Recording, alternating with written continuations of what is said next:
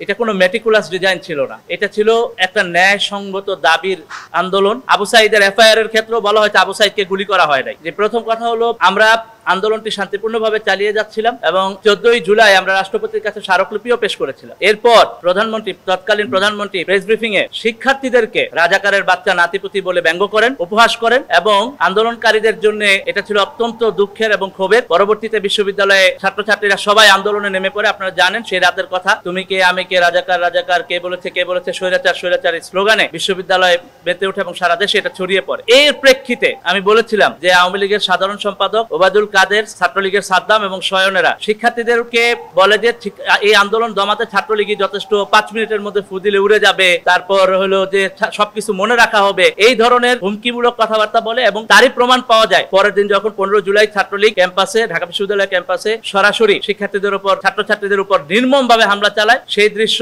বিশেষত তন্নির চেহারার দৃশ্য সবার ধারণে থাকার কথা, এই সকল দৃশ্য। এবং এর পরের দিন যখন বিক্ষোভ কর্মসূচি ডাকা হয়, আপনারা জানেন তার মধ্যেই, সারা দেশে বিক্ষোভের মধ্যেই 6 জন কিন্তু শহীদ হয়। আবু সাইদ সহ, চট্টগ্রামে ওয়াসিম শান্ত সহ 6 জনকে পুলিশ বিনা উস্কানিতে গুলি চালায়। এই আন্দোলনের দাবি ছিল জাস্ট চাকরিতে যেন সমসুযোগ পাওয়া যায়, এরকম একটা দাবিতে গুলি চালিয়ে আন্দোলন দমন করার যে রীতি, এই নীতি আমরা দেখেছি হাসিনার কাছ থেকে। এবং এরপরে আমরা বিভিন্ন ফোন কলের মধ্য দিয়ে প্রমাণ পেয়েছি হাসিনার মাকসুদ কামাল স্যারের সাথে কিংবা হাসানুল হক ইনু, ফজলুর তাপসের সাথে ফোন কলগুলো আপনাদের মিডিয়াতে এসেছে। এটা কোনো মেটিকুলাস ডিজাইন ছিল না, এটা ছিল একটা ন্যায়সঙ্গত দাবির আন্দোলন। এবং সেই আন্দোলনে আমরা দেখেছি কিভাবে করে আন্দোলনকে দমানোর চেষ্টা করা হয়েছে। এটা ছিল সম্পূর্ণ নীতিসঙ্গত, ন্যায্য, বৈধ আন্দোলন। সাধারণ শিক্ষার্থীদের গণতান্ত্রিক অধিকার, এই বাংলাদেশের ছাত্র জনতার গণতান্ত্রিক অধিকার, তাদের যে ন্যায্য দাবি, সেই দাবি আদায়ের আন্দোলন। আনবিলিভেবল যে এই কথাও আমাদেরকে শুনতে হয়। এটা আমরা দেখেছি যে আবু সাইদের এফআইআর এর ক্ষেত্রেও বলা হয়েছে আবু সাইদকে গুলি করা হয় নাই। এই ধরনের তথ্য যখন দেয়া হয় তখন আমাদের